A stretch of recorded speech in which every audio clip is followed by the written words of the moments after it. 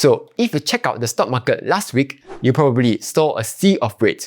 The S&P 500 fell about 2.6% in a single day, while the Nasdaq dropped about 4%, which was its worst session in over a year. And what made this hit harder was the timing.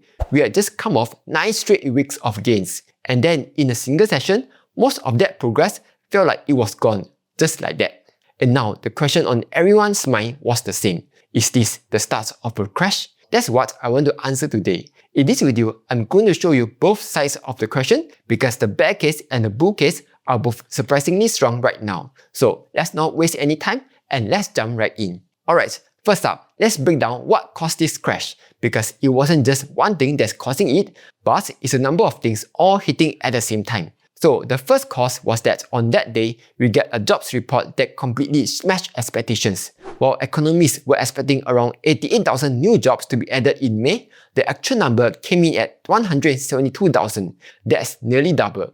And while that's great news for the jobs market, for the stock markets, however, it's actually bad news. Because when the jobs market is running hot, it means that the Fed is unlikely to cut rates and might even hike them. Right now, the federal funds rate is sitting at around 350 to 375 basis points. But after the jobs report, the odds of at least one rate hike before the year end had gone from just 13% a month ago to 43% now. And it wasn't just the Fed rate that moved. The bond market also moved at the same time. After the jobs report came out, the 10-year Treasury yield shot above 4.5%, while the 30-year yield crossed 5%. So you have two rate things spiking at the same time. And when both of those go up together, it can hit tech stocks especially hard. First, a lot of these companies are carrying billions of dollars in debt to fund their AI build-out. And when rates rise, their debt gets expensive. And second, higher yields make future earnings worth less in today's money,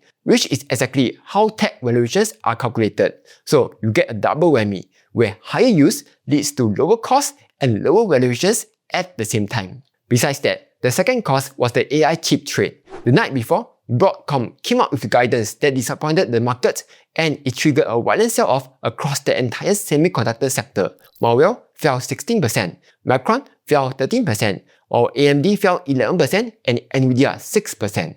And while this doesn't feel like the bubble is popping just yet, with the index being so concentrated in just a handful of mega cap names, when they get hit, you don't just feel it in tech, you feel it everywhere. So those are the two triggers that caused the market to sell off last week. But then, where might the market go from here? Let's start with the bear case. First, even the perma-bull Tom Lee is turning cautious now.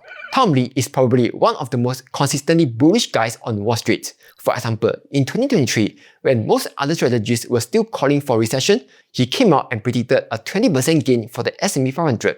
He was right. Then he called a bull run in 2024 too, when a lot of people were still sitting on the fence. And he also got it right. So this is not someone who panics easily. But just last week, he came out with a 3-phase prediction for this market, where during phase 1, which is where we are right now, he still sees it as bullish, and the market could push higher from here. But then later this year would come phase 2. That's when the real pain starts. Because according to him, there will be 3 things that are going to hit at the same time. The first is an ongoing energy crisis. So after the whole Iran war shenanigans, there are now serious concerns about disruptions to the Strait of Hormuz, where 20% of the world's oil supply passes through. And because of that, Brent crude has gone from around $60 back in January to around $90 a barrel now. When oil price spikes like that, it can push up the cost of basically everything from transport, goods to manufacturing. That can reignite inflation, and the last thing this market needs right now is more reason for the Fed to hike. Now, if you want to start investing, you need to keep your costs low. That's why I use Interactive Brokers. With Interactive Brokers, you are paying just 35 cents per trade on the US stock market. That's one of the lowest in the industry. They also give you access to Ireland domiciled ETFs, which can save you a chunk of dividend withholding taxes. And if you are not sure what to invest in, they also have a bunch of free company research tools built right into the platform, so you can do your homework before putting your hard-earned money in. Check out my link in the description to get started. Alright, now back to the video. The second is the upcoming IPO wave. Companies like SpaceX, OpenAI, and Anthropic are all expected to list soon. And when that happens, it can pull capital out of the broader market and into these new listings. That means retail and institutional investors will sell some of their existing holdings just to fund into their IPO. On top of that, once SpaceX gets added to major global indices, passive funds and ETFs are going to be forced to buy into it, which means they have to sell other positions to rebalance. And then, once the lockup period ends, the founders, early employees and VCs who have been sitting on the shares finally get to sell. That's another wave of supply hitting the markets at the same time. When you add all of that up together, that's the kind of selling pressure that can drag the whole index down with it. Then the third thing is that there'll be a new Fed chairman coming in. And every time there's a change in Fed leadership, the market will spend the first year trying to figure out how the new chair thinks, how they will respond to data, and whether they'll be more hawkish or dovish.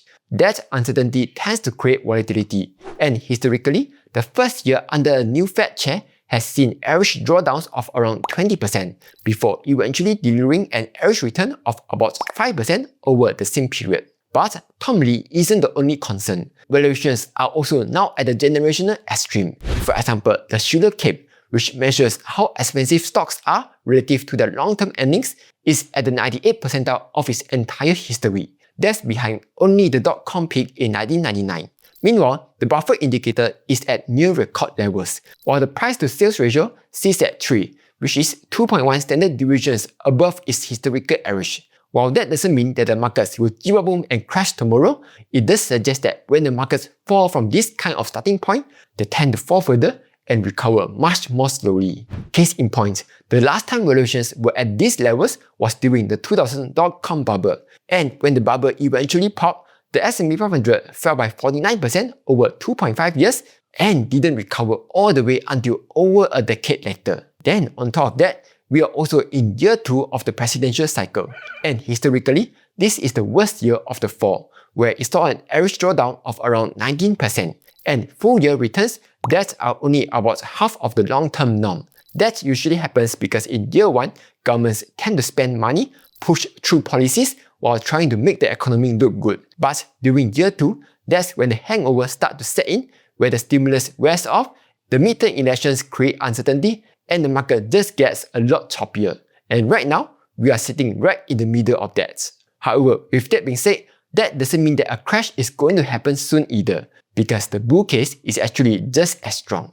Before this sell-off, the S&P 500 just had its largest 9-week win streak return ever. That asset streak has only happened 10 times in the past 70 years. And whenever that happened, in the 12 months following each of those streaks, the market was positive 80% of the time, while delivering an average of 9% returns. But of course, the path to that 12-month return isn't smooth. At 12 weeks out, the market was only positive 60% of the time.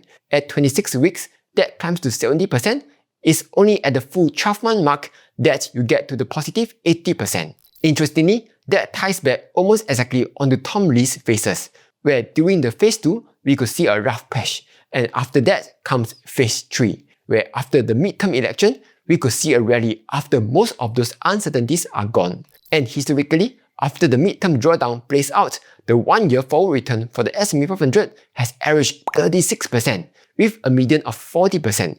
That's a massive recovery if history ever plays out again. Besides that, while it is true that valuations are high now, the reality is that unlike the dot-com era bets, where the market was betting on future revenue, today the earnings picture is genuinely strong. For Q2 2026, the estimated year-over-year earnings growth for the S&P 500 came in at about 21.7%. If that turns out to be true, it will make the second straight quarter of earnings growth above 20% for the index. And it's not just for Q2. For Q3, Q4, and even the full year of 2026, analysts are still projecting earnings growth above 20% across the board.